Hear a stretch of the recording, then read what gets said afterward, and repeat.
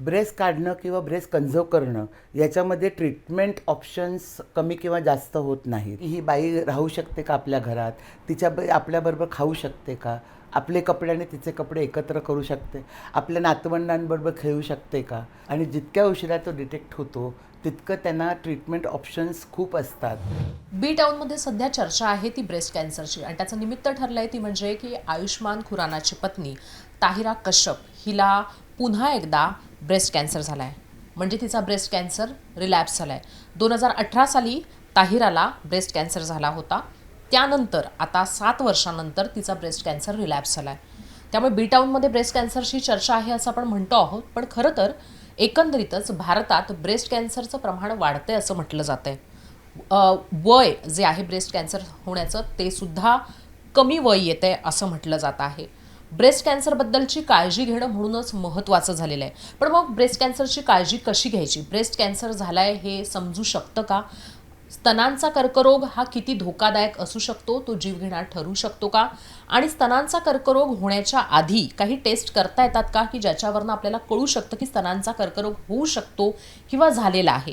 या सगळ्याबद्दलची आपल्याला चर्चा करायची आहे आणि माहिती घ्यायची. आत्ता सध्या मी आहे नायर हॉस्पिटलमध्ये, आणि नायर हॉस्पिटलमधल्या डॉक्टर जयश्री पंड्या माझ्यासोबत आहेत.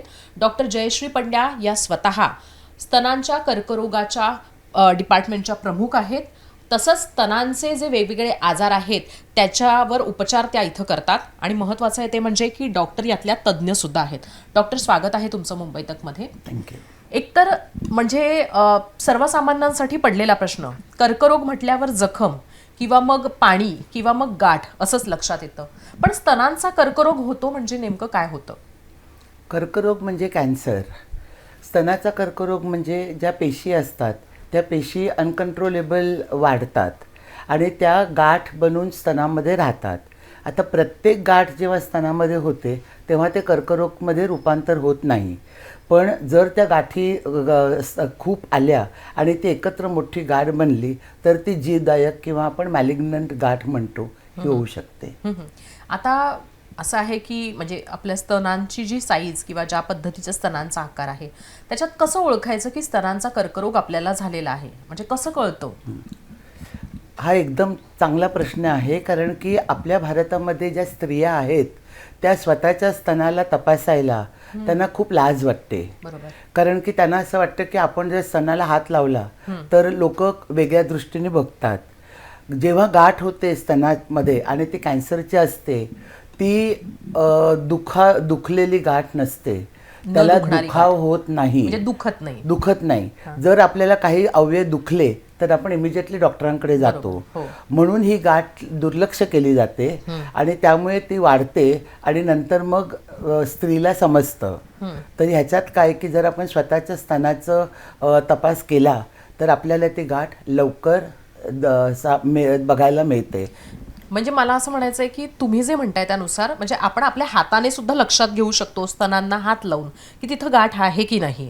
अगदी सुरुवातीचं मला वाटतं की ही टेस्ट असू शकते, डॉक्टर हीच सजेस्ट करतात. हो, हीच टेस्ट पहिली आहे आणि ह्याला आपण सेल्फ ब्रेस्ट एक्झामिनेशन म्हणजे स्वतःचं स्वतः तपासणे हे म्हणतो, आणि हे प्रत्येक स्त्रीने 20 वर्षानंतर केलेलं बरं असतं. म्हणजे 20व्या वर्षानंतर, वयाच्या 20व्यानंतर प्रत्येक स्त्री ही स्वतःच्या स्तनांची म्हणजे चाचपणी करून किंवा स्वतःचे स्तन जे आहे ते हात लावून तपासू शकते. आणि म्हणजे डॉक्टरांचं तुम्ही जसं म्हणताय त्याप्रमाणे 20व्या वर्षानंतर हे करणं गरजेचं आहे. डॉक्टर, आणखीन एक आहे ते म्हणजे की तंबाखू खाल्ल्यामुळे तोंडाचा कॅन्सर होतो, सिगरेट प्यायल्यामुळे फुफ्फुसांचा कॅन्सर होतो असं एक जनरल म्हटलं जातं. पण मग ब्रेस्ट कॅन्सर होण्याची कारणं काय, तो कशामुळे होतो? म्हणजे टाईट ब्रा घातल्यामुळे होतो, टाईट कपडे घातल्यामुळे होतो, खाण्यामुळे होतो, की आणखीन कशामुळे होतो? सगळ्यांच्या मनात हे असतं की टाईट ब्रा, काळी ब्रा, रात्री ब्रा घालायची की नाही, पण हे सगळं अंधश्रद्धा आहेत. यांच्यामुळे कॅन्सर होत नाही.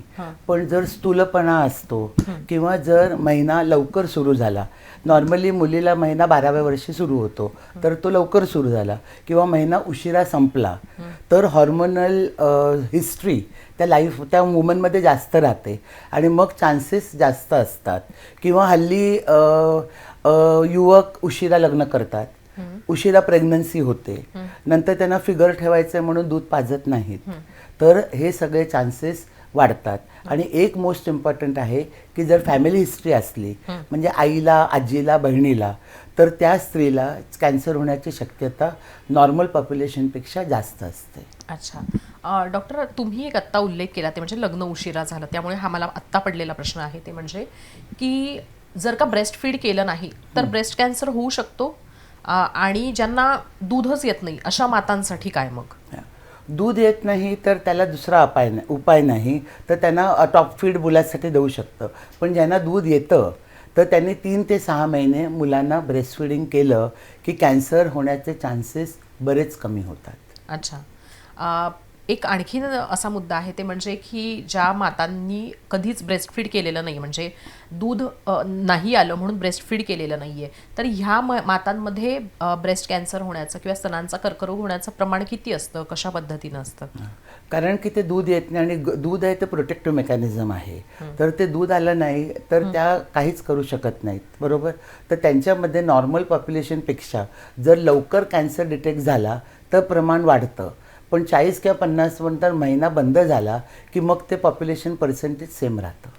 ब्रेस्ट कॅन्सर झाला आहे किंवा म्हणजे गाठ नाही पण मग ब्रेस्ट कॅन्सरची शक्यता आहे, किंवा मग कशा पद्धतीने ओळखायचं की ब्रेस्ट कॅन्सर झालं, म्हणजे काय टेस्ट असतात का, जसं ब्लड टेस्ट करायची, एक्सरे काढायचा का, काय करायचं, म्हणजे कुठल्या टेस्ट कराव्या लागतात ब्रेस्ट कॅन्सर झालंय हे पेपरवर येण्यासाठी? कारण डॉक्टरसुद्धा जोपर्यंत पेपरवर येत नाही तोपर्यंत ट्रीटमेंट देत नाही.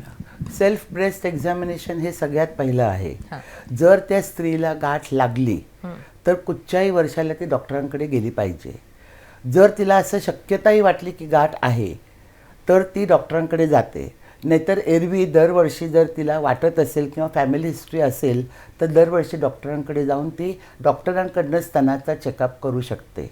एकदा स्तनाचा चेकअप केल्याने डॉक्टरना शंका आली की ते आहे गाठ, नॉट नेसेसरी कॅन्सर, मग आपण पुढचे इन्व्हेस्टिगेशन्स करू शकतो. काही लक्षणं असतात का स्तनांच्या कर्करोगाची, म्हणजे पस होतं, फुगतं स्तन, किंवा मग एका स्तन मोठं वाटतं, छोटं वाटतं, आत जातं स्तन, अशी काही लक्षणं असतात का? हे ना मी नेहमी सगळ्यांना सांगते की आपल्याकडे छोटा आरसा असतो घरात, तर त्या आरशाच्या समोर आपण उभे राहिलो तर ज्या स्तनामध्ये गाठ आहे ते स्तन कमी खालती पडेल, नॉर्मल स्तन खालती पडेल आणि ते स्तन खालती पडणार नाही. नंतर जे आपण निपल म्हणतो ते निपल आतमध्ये गेलेलं, किंवा चामडीला डिम्पलिंग किंवा खड्डा पडणे, किंवा निपलमधनं रक्त किंवा पांढरं द्रव्य किंवा काळं द्रव्य येणे, आणि मोस्ट इम्पॉर्टंट म्हणजे सुरकुतलेल्या संत्र्यासारखी जर चामडी दिसली स्तनांची की निप्पलची? स्तनाची, आणि काखेमध्ये गाठ दिसली तर हे सगळे लक्षणं कर्करोगाचे आहेत. आणि म्हणजे हा जो स्तनांचा कर्करोग ब्रेस्ट कॅन्सर कुठल्या वयापासून कुठल्या वयापर्यंत होऊ शकतो, किंवा मग जसं काही आजार आहेत ते मेनोपॉज नंतर होण्याची शक्यता असते, तर ब्रेस्ट कॅन्सरच्या बद्दल आपण काय म्हणू शकतो, कुठल्या वयात होऊ शकतो तो? नॉर्मली ब्रेस्ट कॅन्सर मेनोपॉज नंतर होतो, पण कॅन्सर कुठच्याही वयाला बाद करत नाही.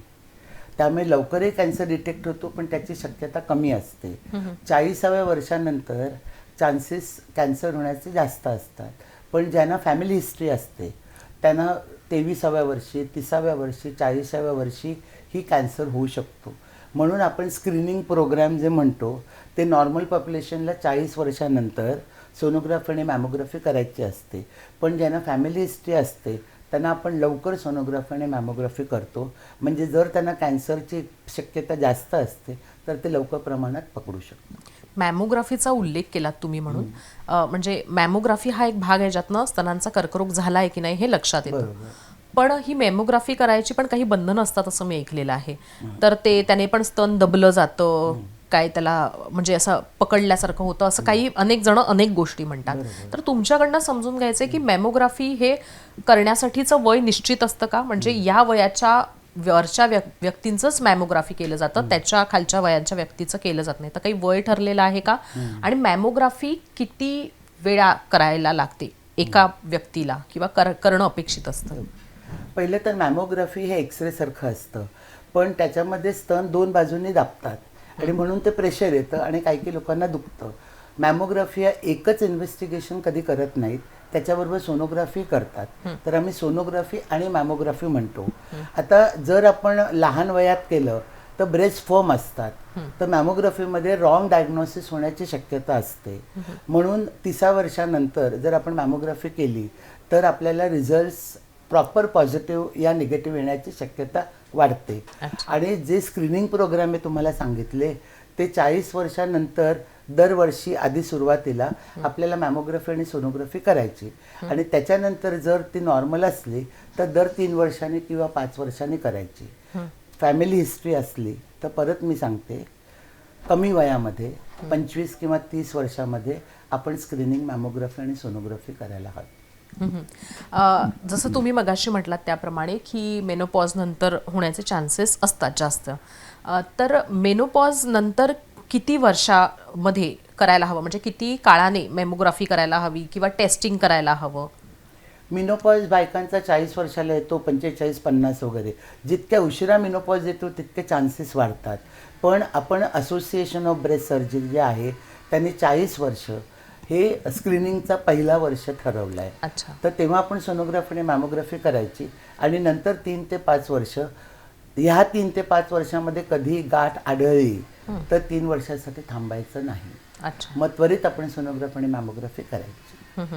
एक म्हणजे मलाच आत्ता पडलेला प्रश्न आहे तो म्हणजे की 40व्या वर्षाच्या ज्या बायका आहेत ज्यांचे पिरियड्स थांबलेले नाही आहेत, तर त्यांनी काय करायचं? त्यांनी मॅमोग्राफी आणि सोनोग्राफी करणं अपेक्षित आहे का, करणं गरजेचं आहे का? म्हणजे जे पिरियड्स येत आहेत त्यांना सुद्धा कॅन्सर होऊ शकतो का, स्तनांचा कर्करोग? हो, कारण की महिना आला किंवा नाही आला त्याच्यामध्ये चान्सेस वाढत किंवा कमी नाही होत. जितका महिना जास्त येतो 50 नंतर तितके चान्सेस होण्याचे वाढतात. म्हणून एज आपण फिक्स केलाय की 40 वर्षामध्ये नॉर्मल पॉप्युलेशनला स्क्रीनिंग मॅमोग्राफी आणि सोनोग्राफी करायची. अच्छा.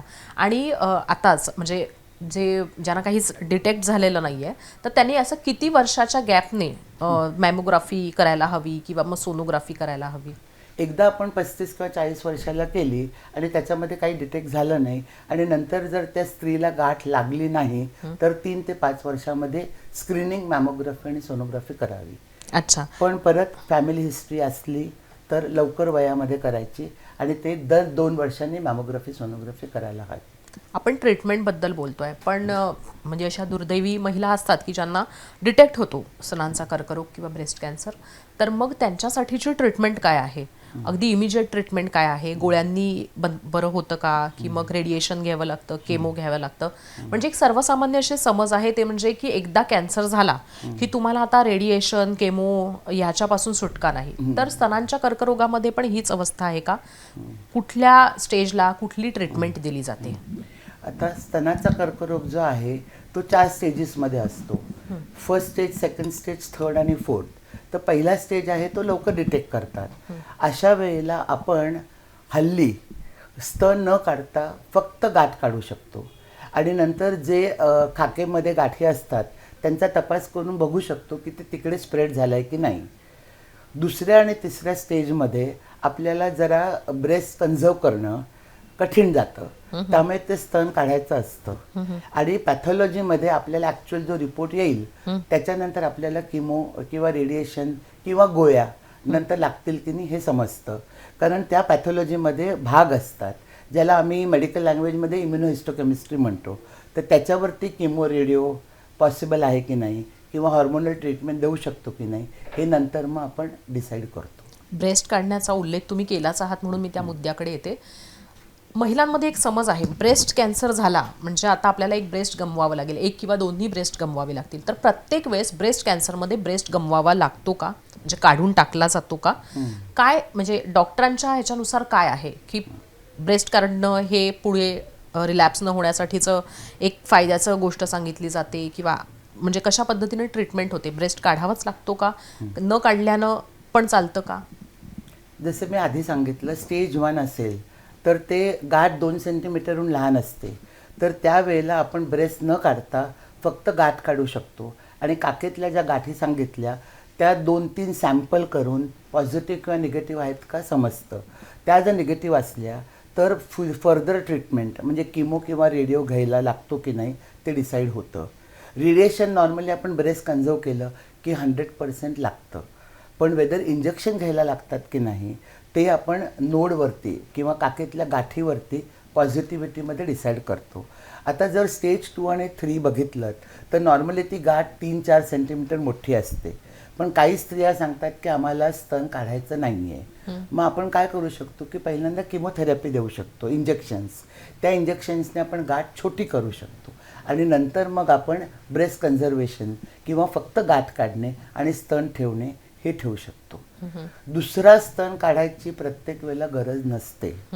जर त्या स्तनाला काही सिम्पटम्स आले आणि मग इन्व्हेस्टिगेट केलं त्याला आपण काय म्हणतो की एका ब्रेस्टमधनं दुसऱ्या ब्रेस्टमध्ये कॅन्सर स्प्रेड झाला आहे, मगच त्याची ट्रीटमेंट वेगळी करायला लागते. तुम्ही म्हणताय त्याप्रमाणे ब्रेस्ट काढण्याची की प्रत्येक वेळेस गरज नसते, पण काही महिलांचा असा हट्टच असतो की मला ब्रेस्ट नाही काढायचं, मी ट्रीटमेंट घेईन, किती वाटेल तेवढी ट्रीटमेंट घेईन, पण मी ब्रेस्ट नाही काढणार. पण मग जेव्हा आवश्यक आहे तेव्हा ब्रेस्ट काढलं गेलंच पाहिजे का? आणि म्हणजे महिलांनी कसा विचार करायला हवा की काय जास्त सोपं असेल, जास्त काळ अधिक ट्रीटमेंट घेणं की त्या काळामध्ये ब्रेस्ट काढणं?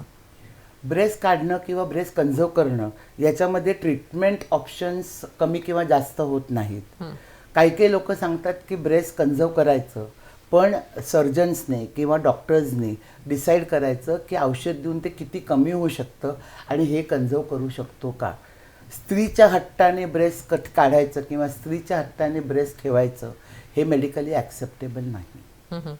आणि महिलांनी पण असा हट्ट धरू नये की जेव्हा आवश्यक असेल तेव्हा ब्रेस्ट काढलं गेलं पाहिजे आणि जेव्हा नाही आवश्यक तेव्हा म्हणजे काढण्यासाठीचा उगीचचा हट्ट करता कामा नये. आता ह्या वरनच मला एक सुचलं ते म्हणजे की टॅबू असतो अनेकदा महिलांच्या मध्ये की ब्रेस्ट काढणं आणि मग आपण कसे दिसू, कारण स्त्रीची ओळख म्हणजे तेवढीच ओळख नसते, पण स्त्रीच्या शरीराची ओळख म्हणून स्तनांकडे पाहिलं जातं. तुमच्याकडे अशा केसेस आल्या होत्या का? आणि त्याच्या वेळेस म्हणजे कसे तुम्ही डील करता ब्रेस्ट काढल्यानंतर, किंवा मग काय त्यांना सजेशन देता, काय करतात अशा महिला जेव्हा त्यांचं ब्रेस्ट काढलं जातं आणि मग जेव्हा त्यांना समाजात वावरायचं असतं तेव्हा? तर असं टॅबू तर आहेतच, तर मग काय करता तुम्ही, स्वतः काय करता? बरोबर आहे, एक्सलंट क्वेश्चन आहे. कारण की सगळ्यांना काय वाटतं की जेव्हा आपलं स्तन काढलं तेव्हा आपल्याला एक बाजूला ब्लाऊज किंवा ड्रेस किंवा साडी घातली तर मग एक बाजू फ्लॅट दिसते आणि एक बाजू नॉर्मल दिसते. कॉस्मॅटिकली फक्त त्याची गरज नाही आहे, पण तुम्ही असा विचार करा की आपण खांद्यावरती 2 बाजूला 2 किलो वजन घेतलं आहे आणि एका बाजूला वजन नाही आणि एका बाजूला 2 किलो आहे, तर तो 2 किलोच्या बाजूला खांदा आपला टर्न होणार. तर ह्या बाजूला ब्रेस्ट आहे आणि ह्या बाजूला ब्रेस्ट नाही, तर खांदा एका बाजूला टर्न होईल आणि त्याच्यामुळे पुरी जी स्पाईन आहे ती पण एका बाजूला टर्न होईल. त्यामुळे पोश्चर, बॅलन्स सगळं चेंज होतं. तर आम्ही काय करतो, 3 प्रकार असतात. एक तर प्लॅस्टिक सर्जरी करू शकतो, ज्याच्यामुळे ऑपरेशन करायच्या वेळेला दुसरे स्नायू घेऊन तिकडे ब्रेस्ट बनवू शकतो. दुसरं म्हणजे काही ना ते नको असतं, तर आम्ही ब्रा देतो. त्या ब्राला पॉकेट असतं आणि त्या पॉकेटमध्ये आपण सिलिकॉन ब्रेस्ट घालतो, म्हणजे ते शरीराला टच होत नाही, ते त्या पॉकेटमध्ये राहतं आणि नॉर्मल स्त्री ब्रा घालते तशी दररोज धुवू शकते आणि ते 2 ते 3 वर्ष आपण वापरू शकतो. सगळ्या कलरचे ब्रा येतात, सगळे ब्युटिफुल ब्रा येतात आणि तिला आपल्या स्त्रीत्वाचा अभिमान वाटू शकतो. हां, म्हणजे स्त्रीत्व म्हणजे जे त्यांना वाटते की ही आपली ओळख आहे, तर त्याच्यासाठी तुम्ही अशा पद्धतीनं मदत सुद्धा करता.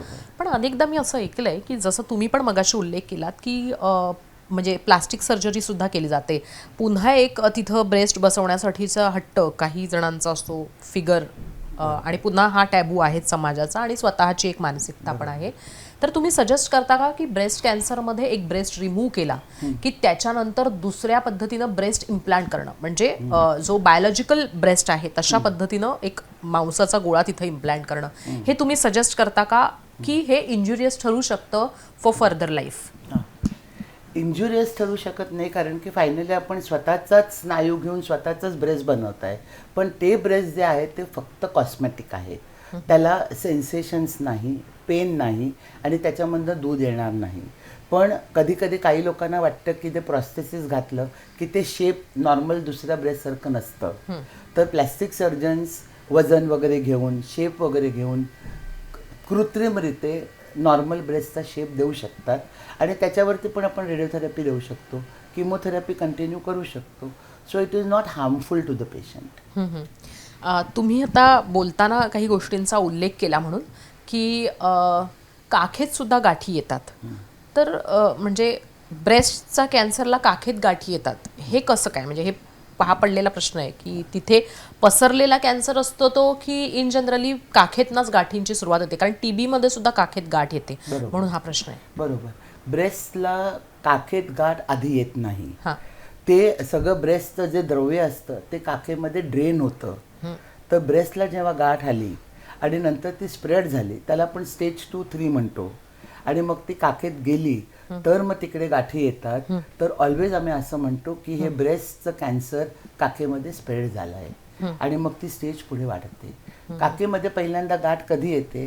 जेव्हा बाईला आरशामध्ये काखेतली गाठ दिसते, पण ती ब्रेस्ट पाल्पेट न केल्यामुळे तिला ब्रेस्टमधली गाठ दिसत नाही किंवा फील होत नाही. ब्रेस्ट कॅन्सरमध्ये तर ट्रीटमेंटचा आपण मगाशी जसा उल्लेख केला त्याप्रमाणे म्हणजे आहेत, टप्पे आहेत त्याचे. तर काय महत्त्वाचं असतं ब्रेस्ट कॅन्सरमध्ये? म्हणजे अनेकदा असं सांगितलं जातं की केमो रेडिएशन घेत असताना डाएटसुद्धा तितकाच महत्त्वाचा असतो. अनेकदा डाएट घेण्याच्या पण अडचणी निर्माण होऊ शकतात. ब्रेस्ट कॅन्सरमध्ये खाणं कमी होतं का, वजन कमी होतं का, आणि मग त्याच्यासाठी मग ही ट्रीटमेंट घेत असताना हा डाएट फॉलो करायला लागतो, अशा काही गोष्टी आहेत का? आणि ट्रीटमेंटमधलं महत्त्वाचं काय असतं ब्रेस्ट कॅन्सरच्या? ब्रेस्ट कॅन्सरमध्ये जर सर्जननी किंवा ऑन्कॉलॉजिस्टनी किमोथेरपी, रेडिओथेरपी आणि हॉर्मोनल थेरपी डिसाईड केली. किमोथेरपीमध्ये पहिल्या 3-4 दिवसामध्ये वॉमिटिंग होतं, नॉझिया होतं, पोट दुखतं आणि त्यांना खायला इच्छा होत नाही. पण लकीली हे 2-3 दिवसच राहतं आणि त्याच्यानंतर पहिले, कारण की कधीकधी ट्रीटमेंट आठवडा असते, कधीकधी ट्रीटमेंट 21 दिवसाची असते. तर त्यांना त्या 21 दिवसामध्ये परत नॉर्मल यायला आणि परत खुराक घ्यायला ते नॉर्मल होऊन जातात. आणि high protein diet, good lifestyle changes आणि मेंटल पीस हे 3 व्हेरी इम्पॉर्टंट आहे. तुम्ही मेंटल पीसचा उल्लेख केला म्हणून मी हा प्रश्न विचारते, ते म्हणजे की अनेकदा ब्रेस्ट कॅन्सर झाल्यानंतर महिलांकडे बघण्याचा त्यांच्या नवऱ्यांचा, हजबंड, सो कॉल्ड पार्टनरचा एक दृष्टिकोन वेगळा असतो. त्यांचे सुद्धा काही टॅबू असतात की आता आपल्या बायकोला ब्रेस्ट कॅन्सर झाला, नाव आय कांट टच हर. ती म्हणजे कुटुंबात सुद्धा एक वेगळी वागणूक दिली जाते महिलांना, आणि म्हणजे विशेषत्वानं पार्टनरकडनं याबद्दलच्या अडचणी येतात. तर नॉर्मल लाईफ असू शकतं का, सेक्स लाईफ असू शकतं का, पार्टनर म्हणून जे मेंटली कनेक्टेड आहेत त्यांचा काही प्रश्न नाही, पण जे शरीर आणि फक्त शरीराचा विचार करतात त्यांच्यासाठी हा मुद्दा असू शकतो. तर असे पण टॅबू आहेत समाजामध्ये की आता नाव she is of my no use, अशा पद्धतीचं. तर असे केसेस तुम्ही पाहिलेले आहेत का? अशांना काय तुम्ही सल्ला द्याल? अशा पार्टनर्सना, नवऱ्यांना काय सल्ला द्याल? आणि ब्रेस्ट गेलं म्हणजे लाईफ एंड होत नाही, तर काय सांगाल तुम्ही असे समाजातले हे जे टॅबू आहेत त्यांना, आणि विशेषत्वानं पार्टनर्सना? आमच्याकडे अनलकीली बोलायला पाहिजे, दर महिन्याला ऑलमोस्ट 30 ते 40 पेशंट्स आम्ही बघतो. तर आम्ही इन्सिस्ट करतो की त्यांचा मुलगा किंवा त्यांचा नवरा त्यांच्याबरोबर डायग्नोसिस सांगताना यावा, आणि तो आला की त्यांना आम्ही सगळं समजावतो. मोस्ट इम्पॉर्टंट काय सांगतो की संसर्ग जन्म नाही.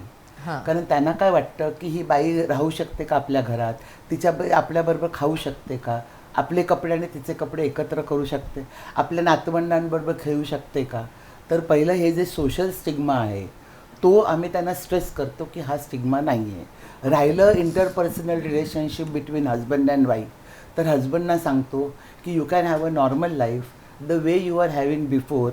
देर is no taboo to sex, there is no taboo to touching the breast, there is no taboo to touching the side which is also operated. आणि तिसरी गोष्ट म्हणजे जर हजबंड वाईफला सपोर्ट करतो तर मेंटल वेलबिंग राहणारच. तुम्ही स्पेसिफिकली उल्लेख केला म्हणून मुलाला किंवा मग नवऱ्याला बोलवत होता, पण फॅमिलीचा इतर मेंबरला नाही बोलवत का तुम्ही? किंवा मुलगी असेल तर मग काय, का दोनच म्हणजे पुरुषांनाच बोलवतात? कारण की बायका आहेत त्या एक दुसऱ्यांबरोबर कनेक्ट होऊ शकतात. पुरुष आणि मुलगा त्या लोकांना ॲक्च्युली ते ना शन नाही करत, पण त्यांना भीती वाटते. तर त्यांची पहिली भीती घालवायला पाहिजे, आणि एकदा त्याने ॲक्सेप्ट केलं की मग पेशंट आणि बाकीचे सगळे रिलेटिव्ह इझिली ॲक्सेप्ट करतात. खरं हा माझा सुरुवातीचा प्रश्न असायला होता, म्हणजे मधल्या काळातला, पण आत्ता विचारते, ब्रेस्ट कॅन्सरमध्ये जखम होते का?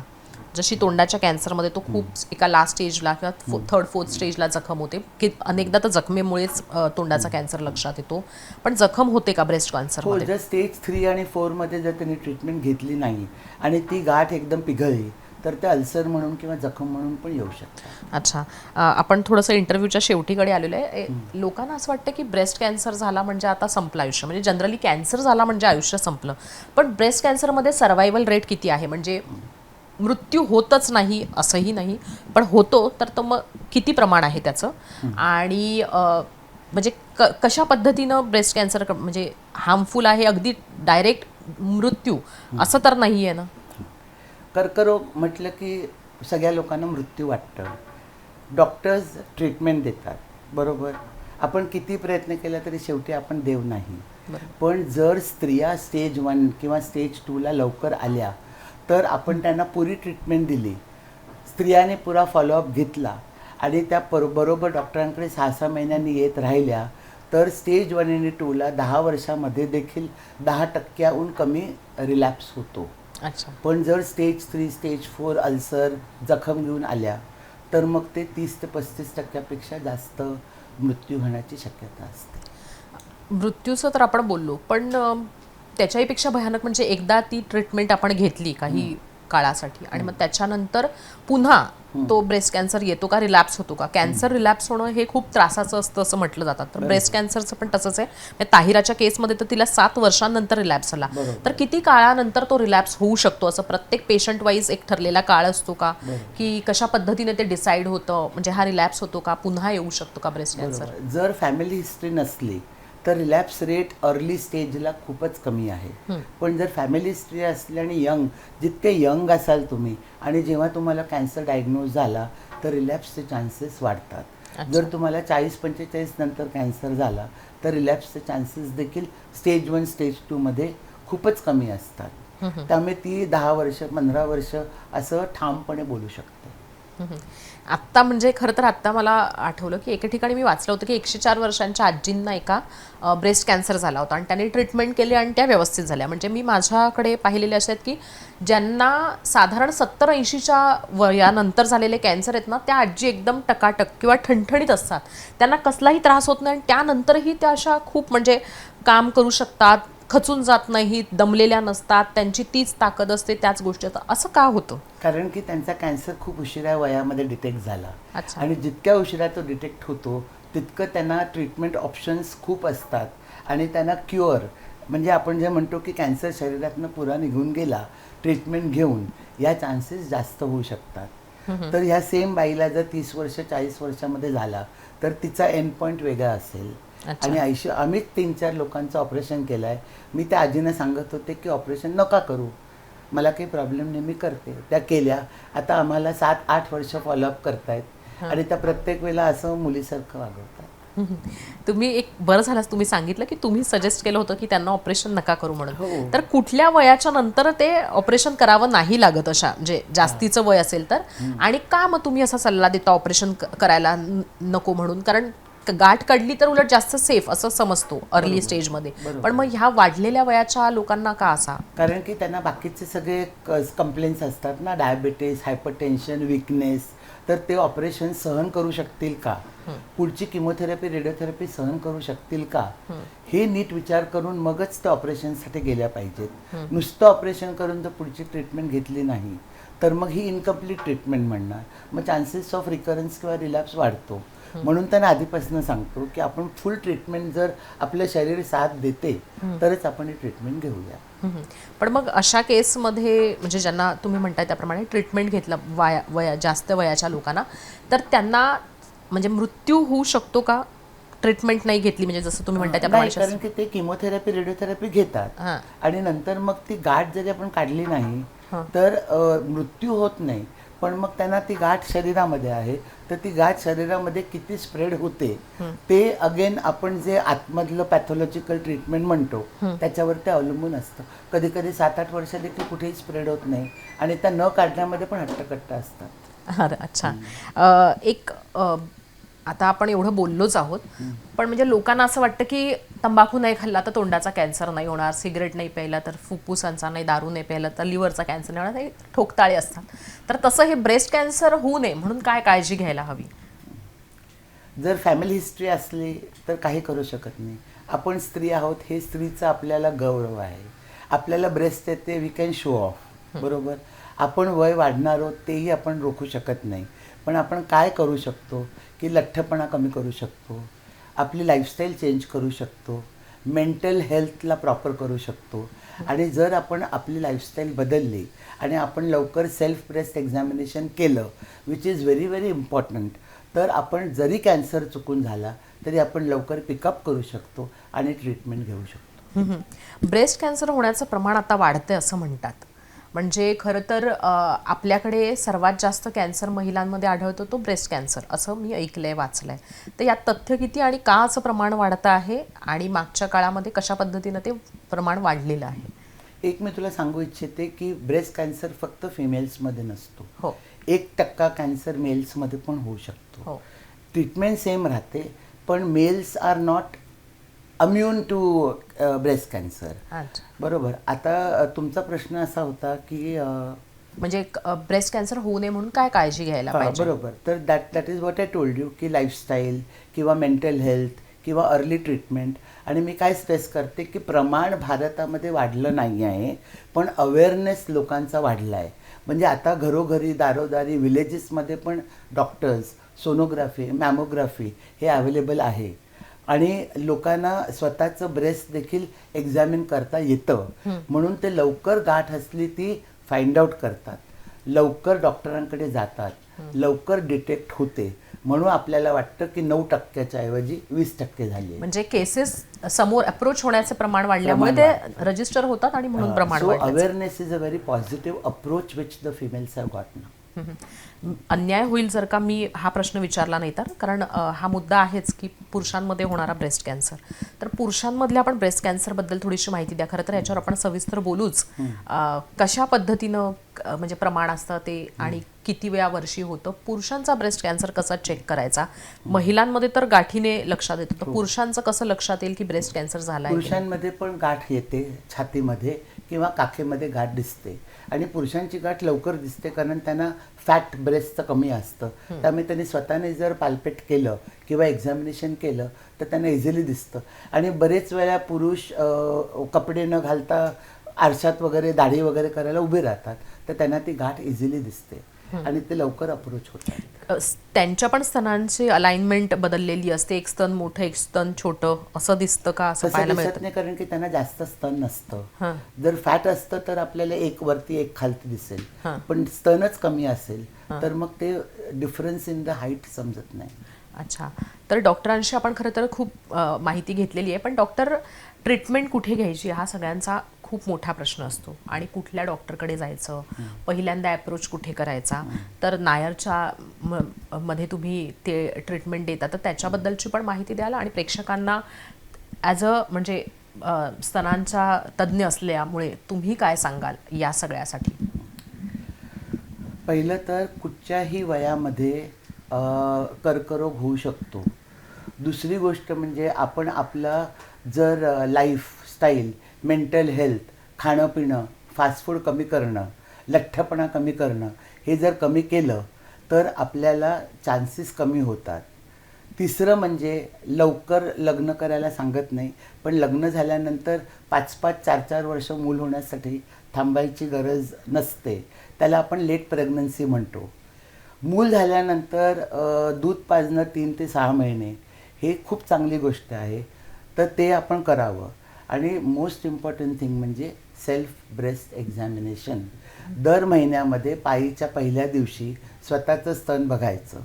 ज्यांना पाळी येत नाही किंवा ज्यांची पिशवी काढली आहे त्यांनी महिन्याचा 1 दिवस पकडून ते तपासायचं. आणि अवेअरनेस प्रत्येक स्त्रीला आहे. एक स्त्री जर 5 लोकांना शिकवलं, आपण फक्त बोलतो स्त्री बडबड करतात, पण ते चांगली बडबडी करू शकतील. आणि नंतर एक स्त्री जर तिने ट्रीटमेंट घेतली तर पुरं तिचं घर आहे ते निरोगी राहील. आणि डॉक्टरांनी जसं म्हणजे सांगितलं आणि मी तुला एक विसरले सांगायला की नायरमध्ये आम्ही नॉट ओन्ली डायग्नोसिस करतो, आम्ही तुकडाही घेतो बायोप्सी, सोनोग्राफी करतो, मॅमोग्राफी करतो, एवढंच नाही तर ऑपरेशन देखील करतो आणि त्याच्यानंतर किमोथेरपी लागली तर तेही डिपार्टमेंट खर्च सुद्धा आमच्याकडे सांगाल आहे आणि रेडिओलॉजी पण आहे आणि आता आपल्याकडे योजना आहेत, सरकारी योजना, त्यामुळे ह्या सगळ्या आपल्याला योजनाखालती आपण फ्री करू शकतो. आणि ह्याला आपण एक म्हणतो की एका छत्रीखाली पुरी ट्रीटमेंट होऊन फक्त आमच्याकडे पेटस्कॅन नाही आहे, जो पेटस्कॅन आपण टाटा हॉस्पिटलच्या फ्री वॉर्डमध्ये करू शकतो. अत्यंत महत्त्वाचं आपण डॉक्टरांकडनं माहिती घेतलेली आहे. ब्रेस्ट कॅन्सर कसा होतो, काय काळजी घ्यायला हवी आणि महत्त्वाचं आहे ते म्हणजे की डॉक्टरांनी सांगितलेलं आहे की तुमचं सेल्फ एक्झामिनेशन ही सगळ्यात पहिली टेस्ट आहे, जी मला वाटतं की अत्यंत महत्त्वाचं आत्ताचं आपलं म्हणजे सगळं डिस्कशन महत्त्वाचं आहे, पण ही गोष्ट अत्यंत महत्त्वाची आहे. आणि जर ब्रेस्ट कॅन्सर डिटेक्ट झाला तर घाबरून जाण्याचं कारण नाही, त्याच्यासाठी उपचार आहेत आणि वेळीच तो डिटेक्ट होणं गरजेचं आहे कुठल्याही कॅन्सरप्रमाणे. आणि उपचारांसाठी इथं नायरमध्ये सुद्धा तशी सुविधा आहे, पण काळजी घेणं अत्यंत महत्त्वाचं आहे. हे डिस्कशन तुम्हाला कसं वाटलं? तुम्हाला आणखीन कुठल्या विषयावरची माहिती हवी आहे, जाणून घ्यायची आहे, हे आम्हाला कमेंट बॉक्समधनं नक्की कळवा. डॉक्टर धन्यवाद तुमचं. कॅमेरामन नितीन वर्णेसह मी हर्षदा परब, मुंबई तकसाठी.